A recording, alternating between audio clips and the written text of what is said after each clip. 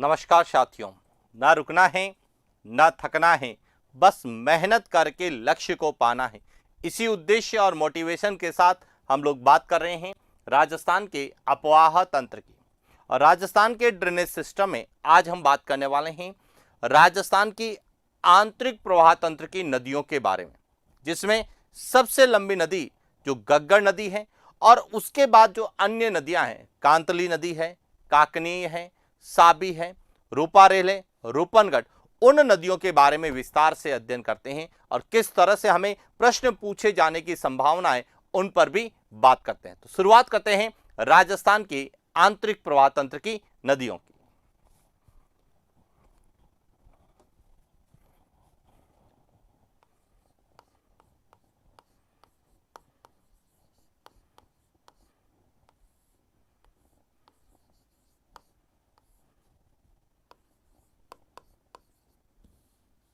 राजस्थान का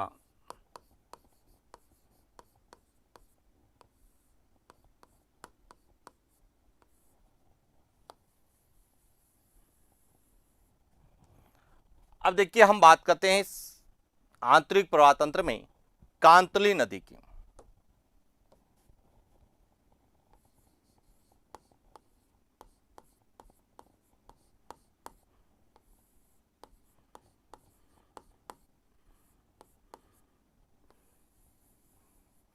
अब कांतली नदी जो है इसका कोई अन्य नाम नहीं है। पहला पॉइंट तो क्लियर हो गया। तो सीधा हमारा प्रश्न यहां से आता है कि इसका उद्गम स्थल। तो देखिए, इसका उद्गम स्थल जो है यह है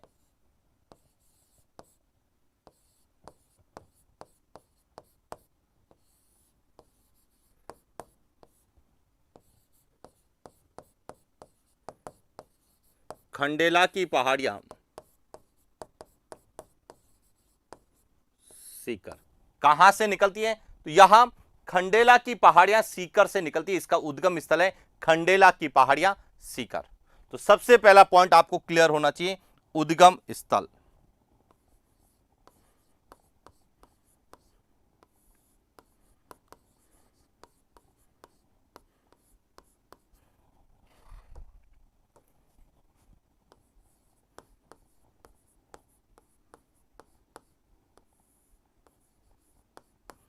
खंडेला की पहाड़ियां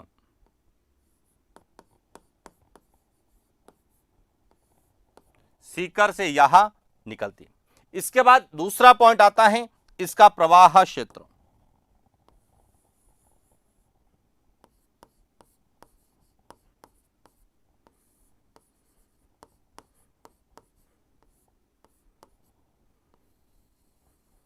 प्रवाह क्षेत्र का मतलब है यहां राजस्थान के कौन कौन से डिस्ट्रिक्ट में बहती है। तो देखिए, यहां खंडेला की पहाड़ियां सीकर से निकलती हैं। तो यहां है सीकर। सीकर और झुंझुनू को मिलाकर एक नया जिला और बनाया गया है जिसका नाम है नीम का थाना।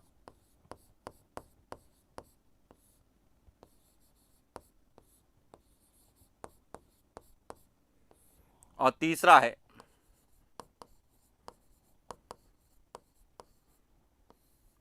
पहले जो है यहां सीकर और झुंझुनू दो ही जिलों में बहती थी, लेकिन अब नए जिलों के अनुसार यदि बात करें तो यहां राजस्थान के 3 जिलों में बह रही है। तो इसका प्रवाह क्षेत्र है सीकर,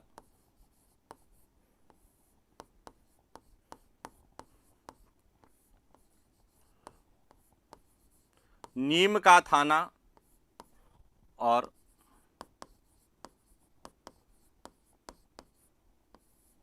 झुंझुनू। क्लियर हो गया।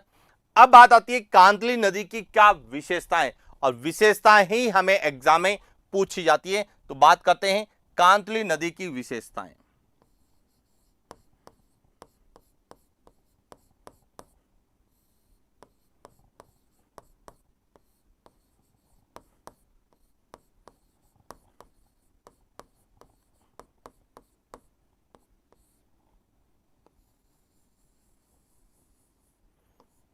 कांतली नदी की क्या क्या विशेषता है? सबसे पहली विशेषता है कि कांतली नदी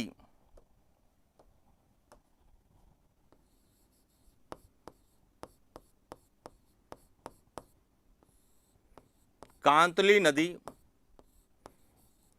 पूर्णतः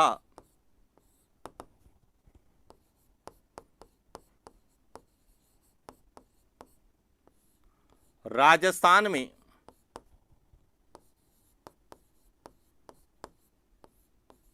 बहने वाली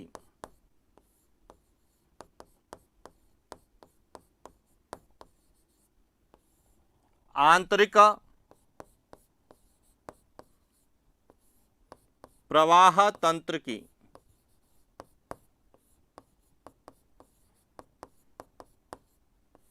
सबसे लंबी नदी। इसकी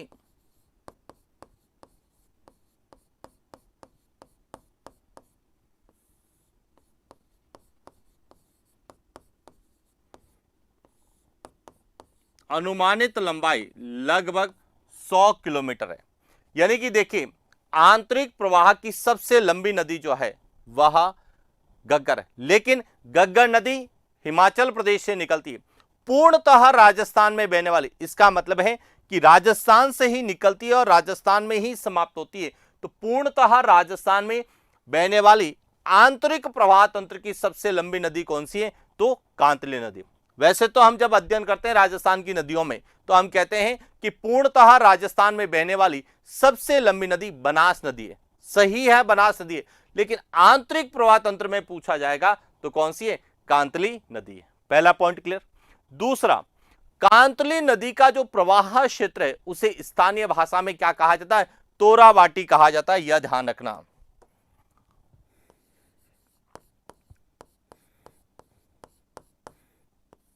कांतली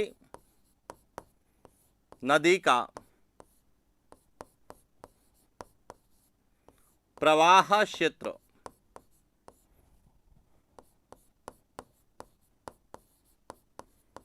तोरावाटी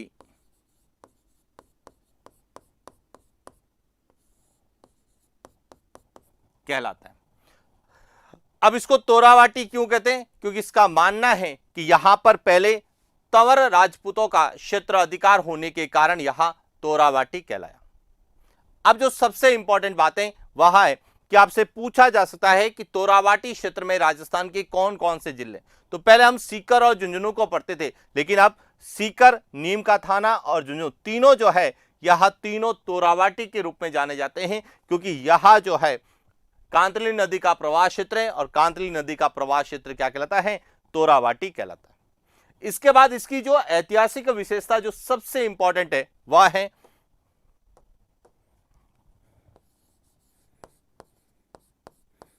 कांतली नदी के किनारे, कांतली नदी के किनारे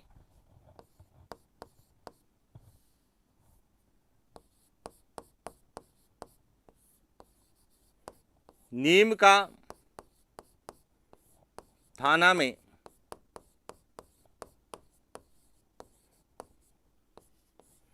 गणेश्वर सभ्यता तथा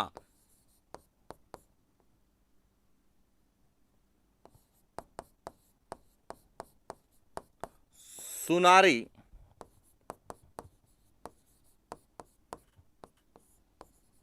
सभ्यता की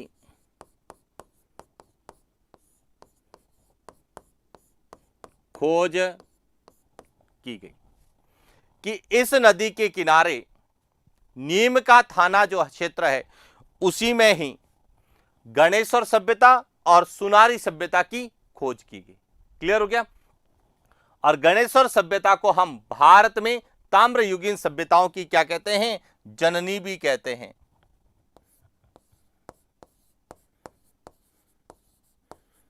गणेश्वर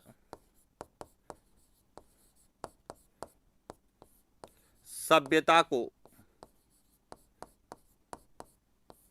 भारत में ताम्रयुगीन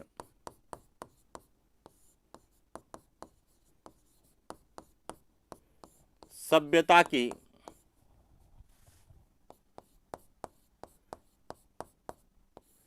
जननी कहा। क्यों कहते हैं? क्योंकि भारत में सबसे पहले ताम्रयुगीन सभ्यता के अवशेष कहां मिले थे? गणेश्वर में। और इसीलिए गणेश्वर सभ्यता को भारत में ताम्रयुगीन सभ्यताओं की जननी कहा जाता है। तो इस तरह से कांतली नदी को लेकर जो पूछा जाता है, सबसे पहले इसका उद्गम स्थल, उसका प्रवाह क्षेत्र और इसकी विशेषताएं, जिसके बारे में हमने चर्चा की। अब ध्यान रखना, नए जिलों के आधार पर जब पूछा जाता है तो पहले यहां नीम का थाना क्षेत्र किसमें आता था? सीकर में आता था। लेकिन अब यह नीम का थाना क्षेत्र किसमें आता है? नीम का थाना क्षेत्र, नीम का थाना नया जिला बनाया गया है, इसीलिए नीम का थाना क्षेत्र में ही किसकी खोज की गई है? गणेश्वर सभ्यता की खोज की। और यहीं पर ही जो झुंझुनू में आती थी पहले सुनारी सभ्यता, वह अब किस में आती है? नीम का थाना में। और सबसे इंपॉर्टेंट है, आपसे पूछा जा सकता है कि खेतड़ी जो है, जो तांबे की खानों के लिए जाना जाता है, खेतड़ी, खेतड़ी क्षेत्र पहले झुंझुनू में था, अब यह किस में आता है? नीम का थाना क्षेत्र में आता है। और आपसे खेतड़ी को लेके भी पूछा जा सकता है कि खेतड़ी स्थित तांबे की खाने किस सभ्यता की देने हैं? तो गणेश्वर सभ्यता की देने हैं। और खेतड़ी भी जो है वह किस? कांतली नदी के किनारे।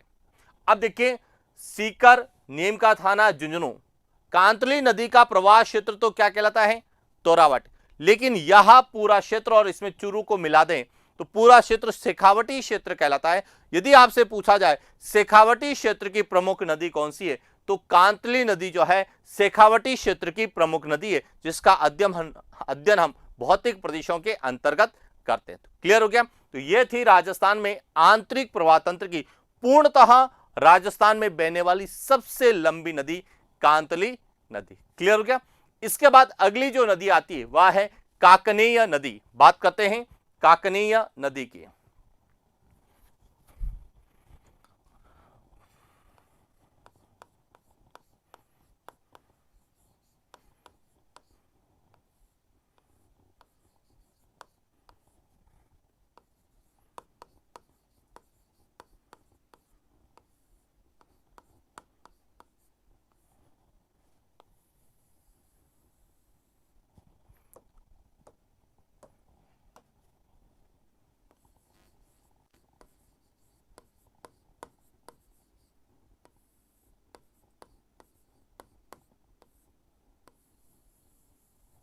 काकनेय नदी सबसे पहले है इसका अन्य नाम।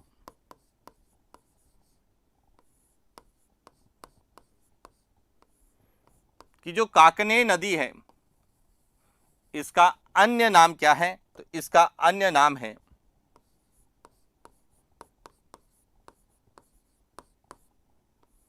मसूरदी नदी,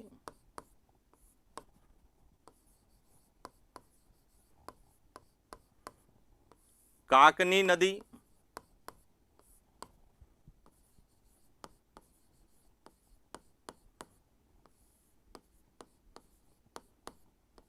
या काकनी नदी के नाम से इसको जाना जाता है। यह सभी इसके क्या है? अन्य नाम है। अब सबसे पहले इसका उद्गम स्थल कि यह कहां से निकलती, तो यह निकलती है कोटड़ी की पहाड़ियां।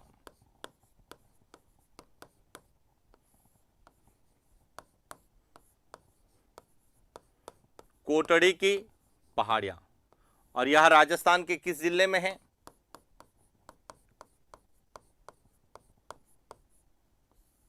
तो पहला पॉइंट तो क्लियर हो गया होगा कि यह कहां से निकलती है, तो यह कोटड़ी की पहाड़ियां जैसलमेर से निकलती।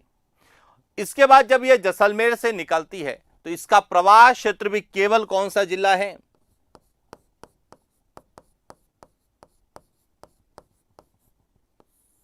इसका प्रवाह क्षेत्र केवल जैसलमेर। और जैसलमेर में यह एक झील का निर्माण करती है। इस झील को कहा जाता है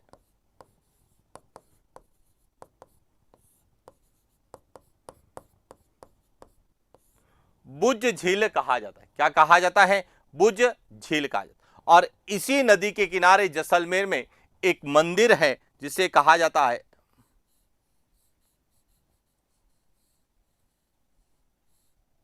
इस मंदिर को कहा जाता है काक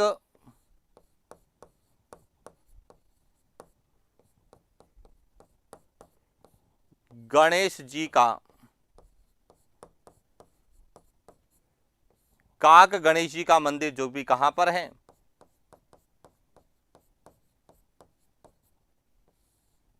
जैसलमेर में है, वह इसी काकनी नदी के किनारे। तो काकनी नदी को लेके ज्यादा विशेषताएं तो नहीं है, लेकिन जो भी विशेषताएं वह एग्जाम पॉइंट ऑफ व्यू से इंपॉर्टेंट है। तो क्या क्या है देखिए, उद्गम स्थल,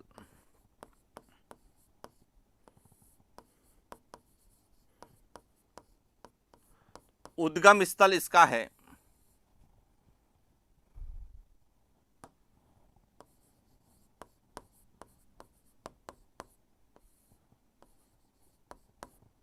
कोटड़ी की पहाड़ियां,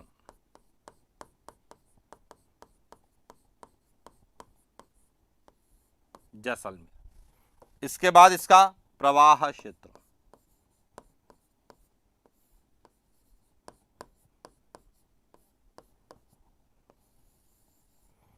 प्रवाह क्षेत्र केवल है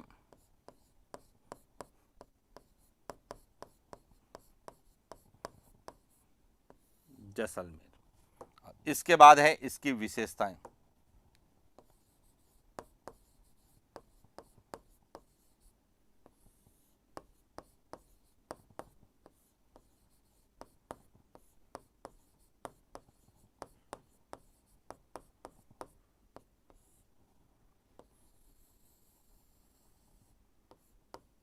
काकनीय नदी की विशेषता। सबसे पहली विशेषता क्या है कि काकनीय नदी जो है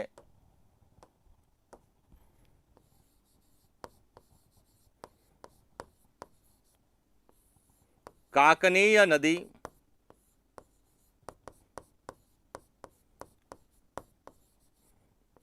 आंतरिक प्रवाह तंत्र की सबसे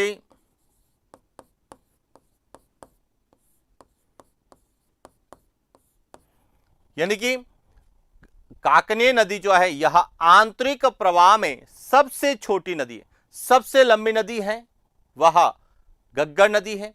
पूर्णतः राजस्थान में बहने वाली सबसे लंबी नदी आंतरिक प्रवाह में कांतली नदी है, लेकिन सबसे छोटी नदी पूछा जाएगा, चाहे वह पूर्णतः राजस्थान में बहने वाली हो या लंबाई में सबसे छोटी, तो वह कौन सी है? काकनीय नदी है। दूसरे पॉइंट,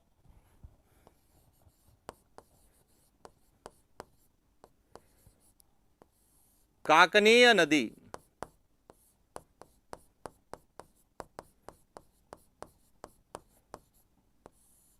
जैसलमेर में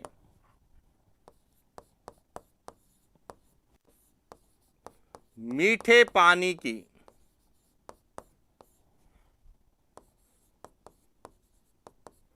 बुझ झील का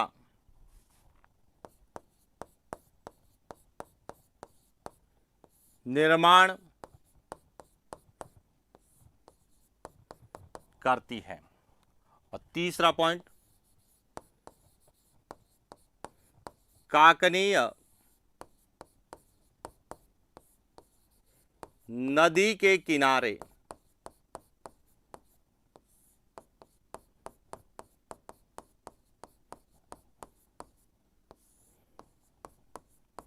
जैसलमेर में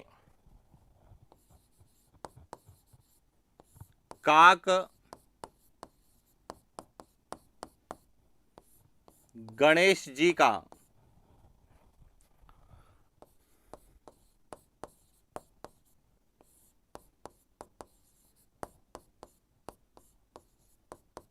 मंदिर स्थित है। तो इस तरह से हमें काकनीय नदी को लेके जो पूछा जाता है, या तो उसका उद्गम स्थल या प्रवाह क्षेत्र या फिर उसकी विशेषताएं और उसके अन्य नाम, तो इस पर हमने चर्चा की। क्लियर?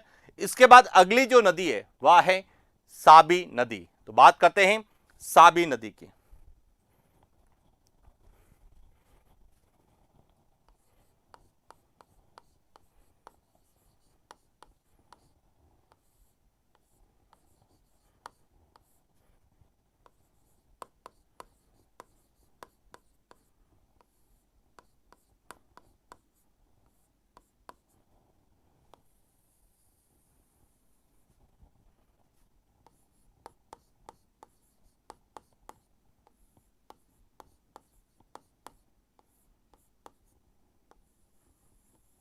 साबी नदी। देखिए साबी नदी इसका कोई अन्य नाम नहीं है। सबसे पहले हम बात करते हैं इसका उद्गम स्थल।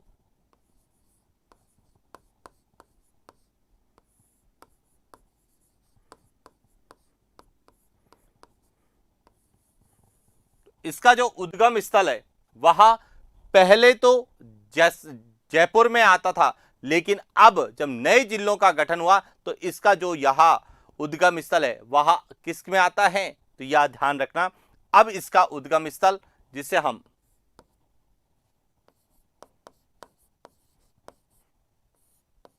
सेवर की पहाड़ियां कहते हैं, सेवर की पहाड़ियां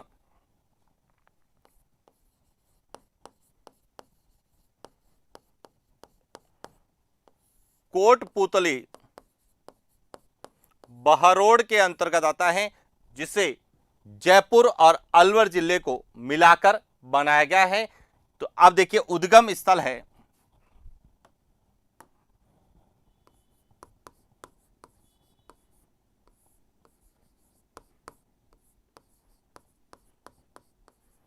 सेवर की पहाड़ियां।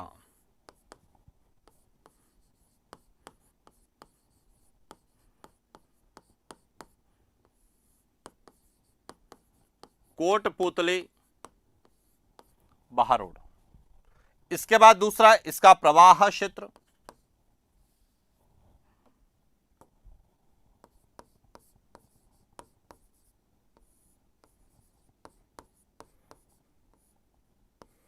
कि राजस्थान में इसका प्रवाह क्षेत्र कहां है, तो देखिए यहां है जयपुर ग्रामीण,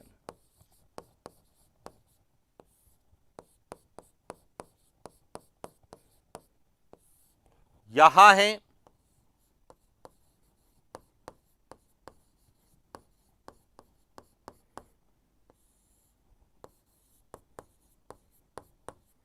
कोटपुतली बहरोड, और यहां है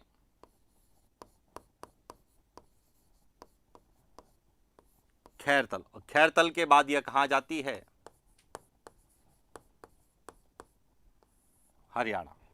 तो अब देखिए पहले इसका जब हम प्रवाह क्षेत्र पढ़ते थे तो जयपुर और अलवर पढ़ते थे, और उसके बाद यह हरियाणा जाती है। लेकिन वर्तमान में यदि नए जिलों के आधार पर पढ़ा जाए तो इसका प्रवाह क्षेत्र जो है वह है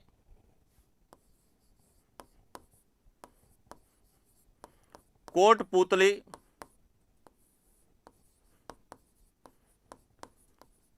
बहरोड और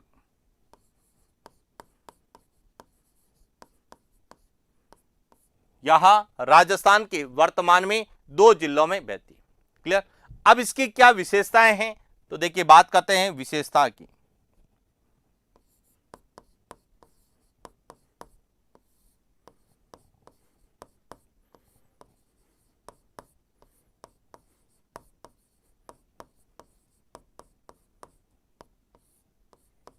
साबी नदी की विशेषता। अब सबसे पहली जो इसकी विशेषता जो सबसे प्रमुख है कि यह राजस्थान की एक नदी जो दक्षिण से उत्तर में बहती है और हरियाणा जाती है, और हरियाणा में यह गुरुग्राम के निकट पटौदी गांव में नफसगढ़ झील में गिरती है।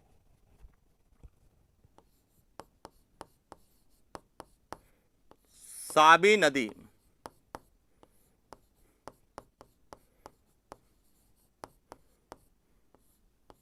राजस्थान की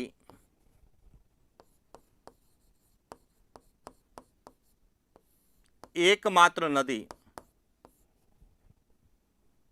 जो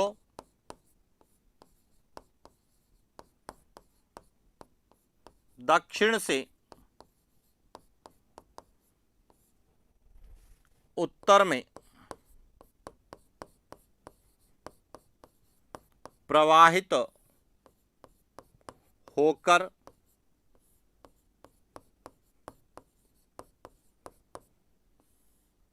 हरियाणा जाती है तथा नफसगढ़ झील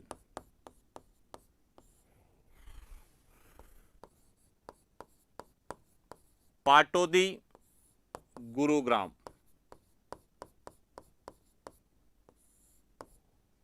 में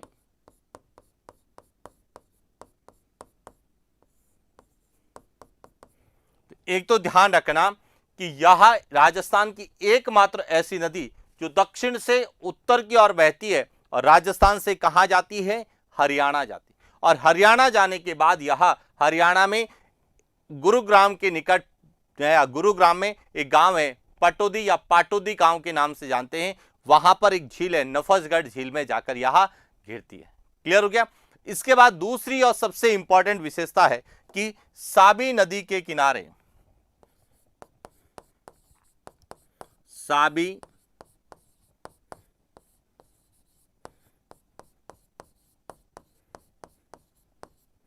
नदी के किनारे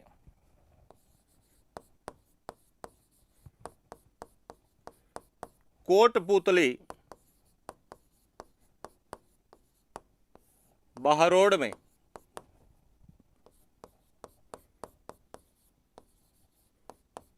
लोहायुगीन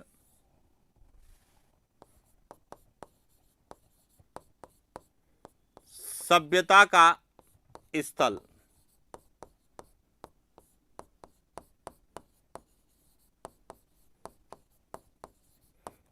जोधपुरिया की खोज, किसकी खोज की गई, जोधपुरिया की। कहां पे, देखिए जोधपुरिया जो है पहले कहां आता था, जयपुर में आता था, लेकिन अब यहां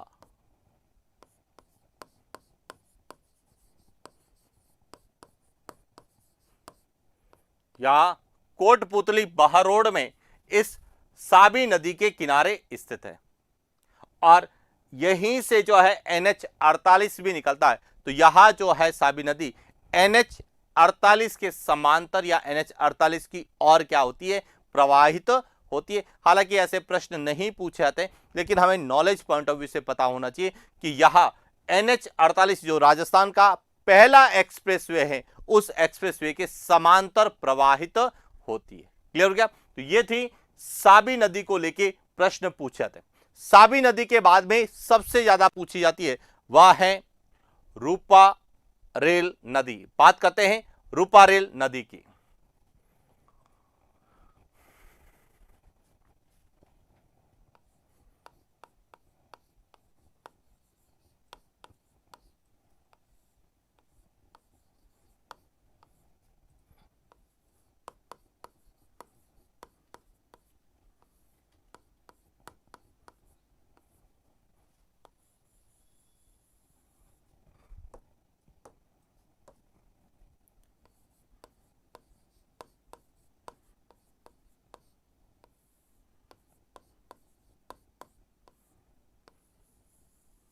सबसे पहले इसका अन्य नाम,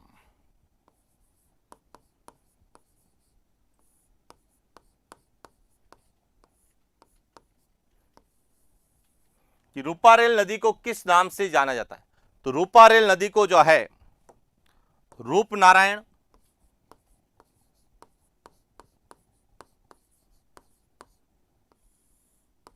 नदी,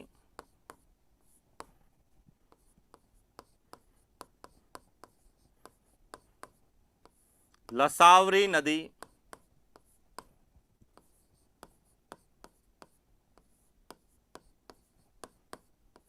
वराह नदी के नाम से जाना जाता है। क्लियर हो गया। उसके बाद दूसरा पॉइंट, इसका उद्गम स्थल,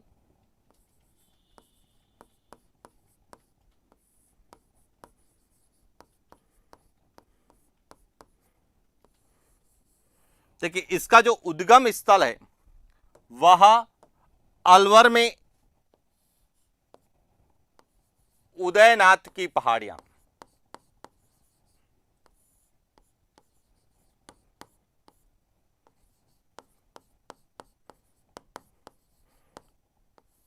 अलवर से यहां निकलती है। उदयनाथ की पहाड़ियां अलवर से यहां निकलती है। तो सबसे पहले तो इसका उद्गम स्थल क्या हो गया,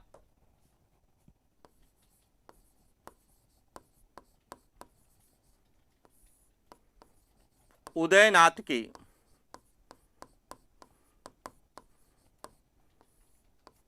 पहाड़ियां,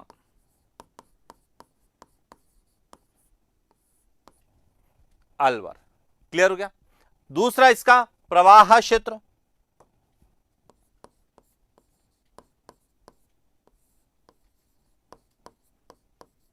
कि यहां राजस्थान के कौन कौन से जिलों में बहती है। तो यदि इसकी प्रवाह क्षेत्र की बात करें तो यहां पहले अलवर और दूसरा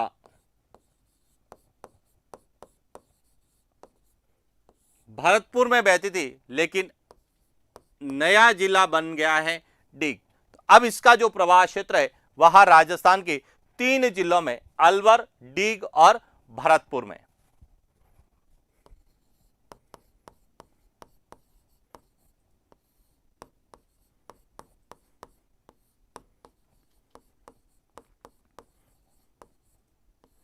अलवर, डीग और भरतपुर इसका क्या है, प्रवाह क्षेत्र।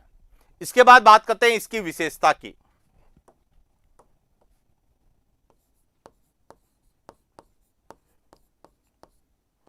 रूपारेल,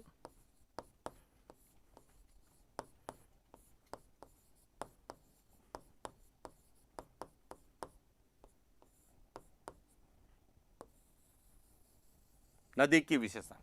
अब देखिए रूपारेल नदी की जो सबसे प्रमुख विशेषता है वह है कि इस नदी पर भरतपुर में एक बांध बनाया गया है जिसे कहा जाता है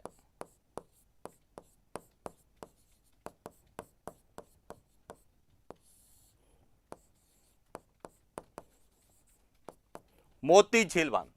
और मोती झील बांध से भरतपुर में सबसे ज्यादा पेयजल की सुविधा उपलब्ध होती है, इसीलिए इसे भरतपुर की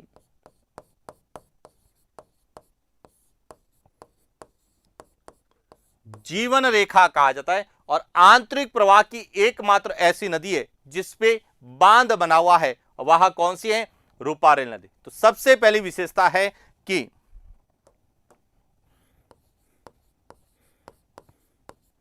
रूपारेल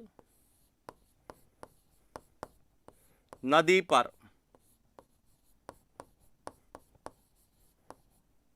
भरतपुर में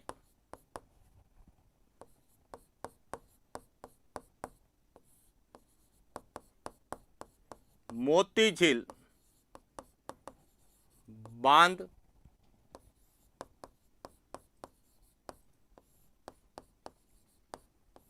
बनाया गया और जिसका अध्ययन हम राजस्थान की मध्यम श्रेणी सिंचाई परियोजना के अंतर्गत भी करते हैं। और इसी मोती झील बांध के पीछे की झील मोती झील कहलाती है, जो कि एक विशेष प्रकार के एल्गी शैवाल के लिए जानी जाती है, जिसका प्रयोग नाइट्रोजन युक्त खाद बनाने के लिए किया जाता है। पॉइंट क्लियर हो गया। तो इसीलिए ध्यान रखना, एक तो रूपारेल नदी को लेके झील को विशेष रूप से पूछा, और इसी झील से एक नहर भी निकाली गई है जिसे सुजान गंगा नहर के नाम से जानते हैं, जो कि भरतपुर में पेयजल और सिंचाई के लिए जानी जाती है। और इसीलिए मोती झील बांध को life line of Bharatpur, Bharatpur की जीवन रेखा कहते हैं। दूसरी और सबसे इंपॉर्टेंट विशेषता है कि इसके किनारे भरतपुर में एक सभ्यता की खोज की गई जिसे कहा जाता है नोहा सभ्यता। रूपारेल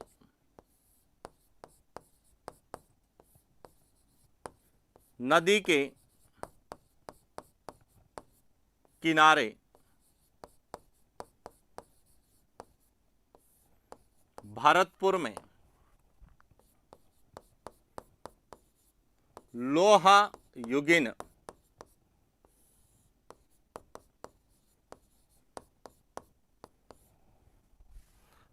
सभ्यता के स्थल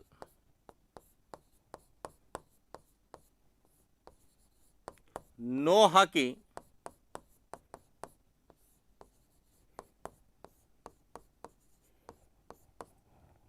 खोज की गई। तो इसकी दो ही विशेषता हैं, एक तो इस पे बांध है, दूसरा यहां पे नोहा सभ्यता की खोज की गई। तो यह थी राजस्थान में आंतरिक प्रवाह तंत्र के अंतर्गत रूपा रेल नदी। इसके बाद अगली जो नदी पूछी जाती है वह है रूपनगढ़ नदी। तो बात करते हैं रूपनगढ़ नदी की।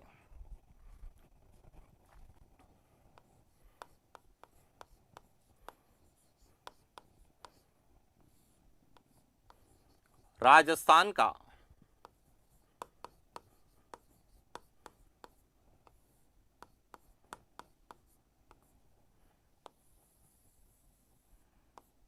अफवाह तंत्र।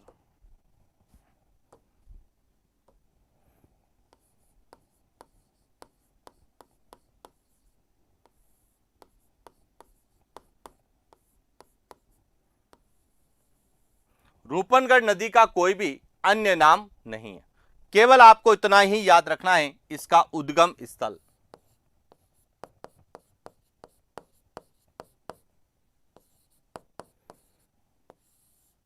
सलेमाबाद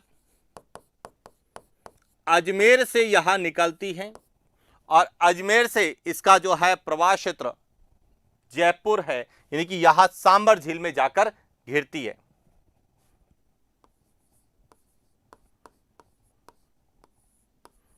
उद्गम स्थल की हम बात करते हैं तो वह है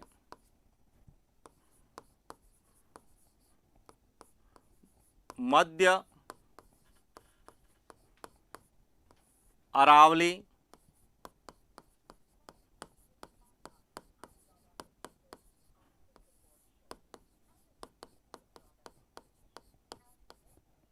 सलेमाबाद अजमेर। दूसरा इसका प्रवाह क्षेत्र, प्रवाह क्षेत्र जो है वह है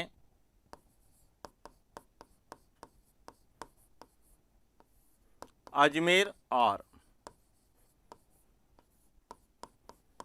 जयपुर ग्रामीण। अब इसकी विशेषता की बात करें तो एक ही विशेषता है कि रूपनगढ़ नदी के किनारे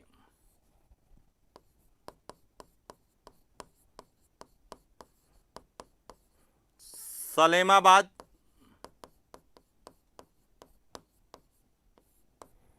अजमेर में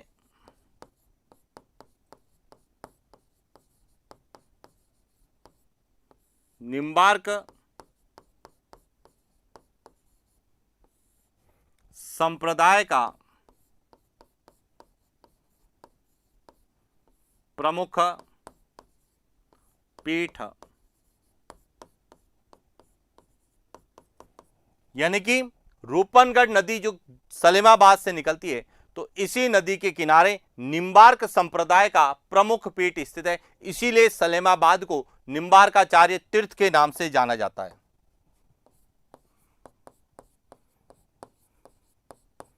सलेमाबाद का नया नाम जो है वह है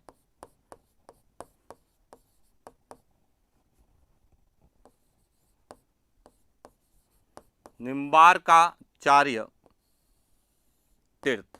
यहां सलेमाबाद को ही कहा जाता है। और इसी नदी के किनारे रूपनगढ़ में जो है मेगा फूड पार्क की भी स्थापना की गई है, जो राजस्थान का पहला मेगा स्मार्ट मेगा फूड के नाम से जाना जाता है। इसकी एक और विशेषता है कि रूपनगढ़ जो नदी है, रूपनगढ़ नदी दक्षिण से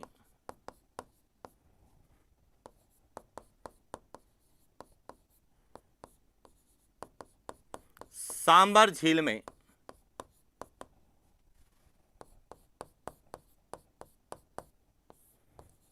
कि रूपनगढ़ नदी का पानी भी जो है वह अजमेर से जयपुर ग्रामीण सांबर झील की ओर जाता है, तो यह दक्षिण से सांबर झील में घिरने वाली प्रमुख नदी है।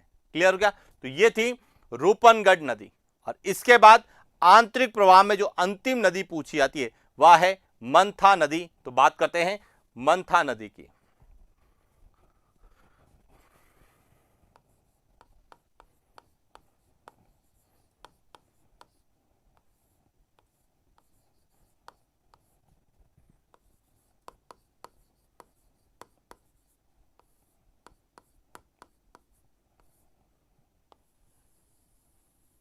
राजस्थान का अपातंत्र में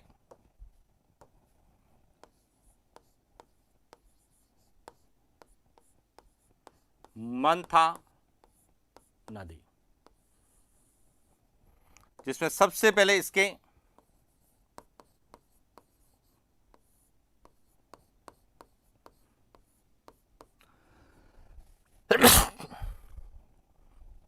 अन्य नाम में है मदा नदी है,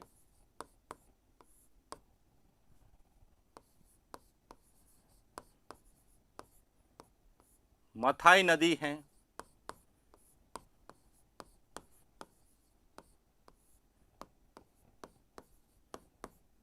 मेडा नदी के नाम से भी इसको जाना जाता है और कई जगह इसको मेडकी भी कहा जाता है।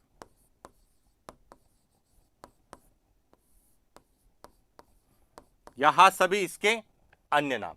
अब इसका उद्गम स्थल जो है यहां है मनोहरपुरा की पहाड़ियां।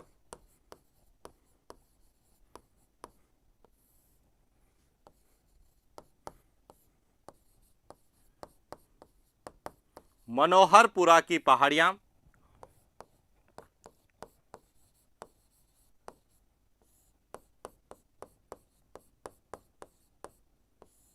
जयपुर ग्रामीण। इसका उद्गम स्थल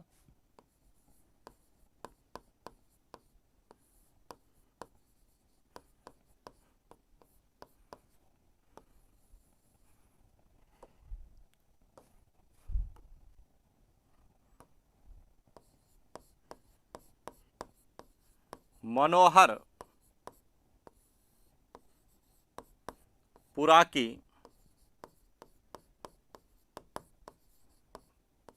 पहाड़ियां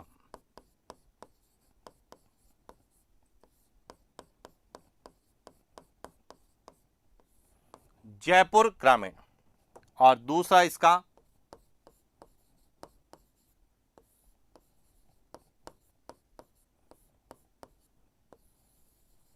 प्रवाह क्षेत्र, यहां भी क्या है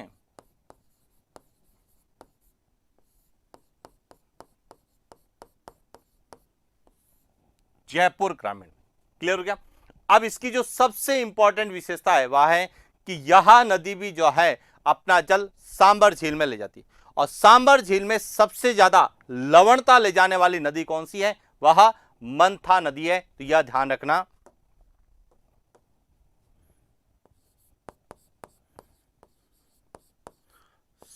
सांबर झील में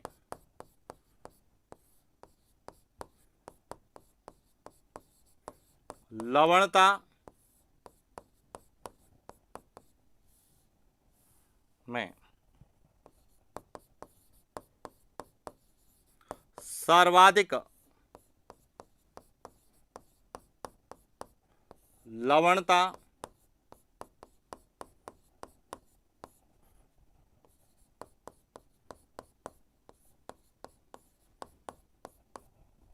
ले जाने वाली नदी जो है वह कौन सी है, मंथा नदी। तो इस तरह से राजस्थान में आंतरिक प्रवाह तंत्र की जितनी भी नदियां हैं उनके बारे में विस्तार से अध्ययन किया। तो और इसी के साथ हमारा जो है आंतरिक प्रवाह तंत्र कंप्लीट होता है। आज के लिए इतना ही, मिलते हैं नेक्स्ट क्लास। Thank you.